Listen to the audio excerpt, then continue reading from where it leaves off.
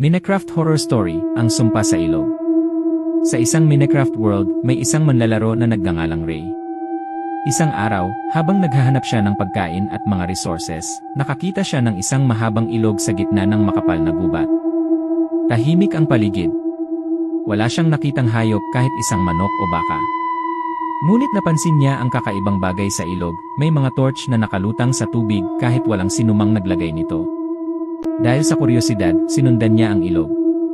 Habang papalalim ang gabi, mas lalo siyang nakarinig ng kakaibang tunog. Parang may humihinang malakas mula sa ilalim ng tubig. Pagdating niya sa isang bahagi ng ilog, nakita niya ang isang lumang bangka na nakatigil sa gitna ng tubig. Walang tao sa loob nito. Biglang lumitaw sa chat ang mensahe. "Huwag mong tignan iyan ni tubig." Nagulat si Ray dahil single player lang ang kanyang mundo. Sinubukan niyang umalis ngunit napansin niyang bumabagal ang kanyang paggalaw. Nang tumingin siya sa tubig, may nakita siyang dalawang mapupulang mata na nakatitig mula sa kailaliman. Agad siyang tumakbo pauwi sa kanyang bahay. Ngunit habang tumatakbo, napansin niyang may mga basang bakas ng paa na lumilitaw sa likod niya. Pagdating sa bahay, isinara niya ang pinto at natulog sa kama upang lumipas ang gabi.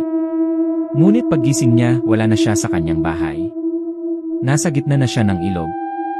Madilim ang paligid at makapal ang hamog. Sa harap niya ay nakatayo ang isang itim na nilalang na may mapupulang mata. Wala itong mukha at tumutulo ang tubig sa katawan nito. Lumabas muli ang mensahe sa chat. "Sinabi kong huwag mong tingnan iyan ni tubig." Biglang namatay ang lahat ng ilaw sa paligid.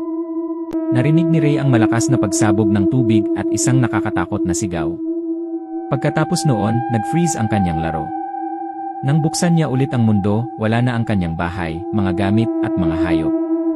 Ang natira lamang ay isang karatula sa tabi ng ilog na may nakasulat. "Ngayon, yay naman iyan ni nakatingin sa'yo." At mula noon, wala nang naglakas loob na bumisita sa isinumpang ilog na iyon. Kung nagugustuhan mo tong Minecraft story, maaari kang mag-subscribe, like, and share for more Minecraft story episode.